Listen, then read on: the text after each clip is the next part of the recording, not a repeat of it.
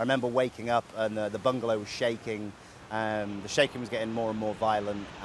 Nova was already standing up on one side of the bed and kind of looking around and trying to work out what was going on.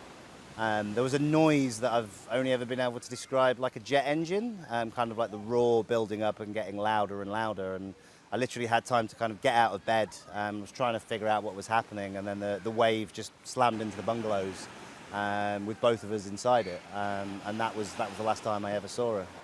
I came to in the water, and that was just like being in soup.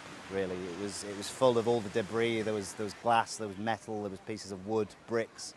It was a bit like just being in a washing machine full of nails. I mean, the current was incredibly powerful. There was no swimming against it, and it basically carried me inland a little way.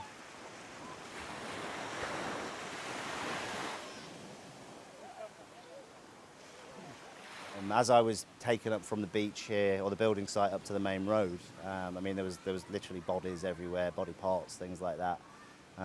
So just seeing that, I was obviously trying to maintain some level of hope, but I mean, it was just seeing it firsthand. I was pretty sure that she'd probably not made it, unfortunately.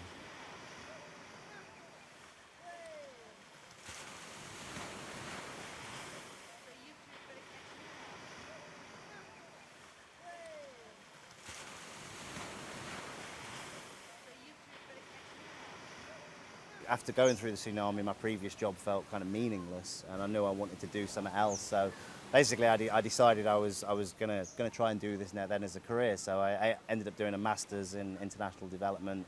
I volunteered again in Peru after an earthquake, and it was at that point a group of us basically said, we think we can set something up and make an organisation, and that was about 6 years ago. And yeah, we're still doing it to this day, basically.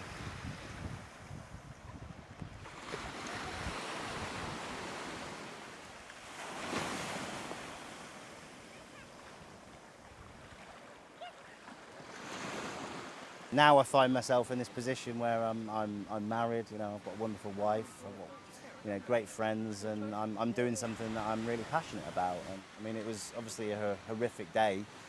Losing Nova was just horrific, but now I've got to this place with thanks to everybody's support that I'm having a life that's incredibly fortunate and privileged, really, I think.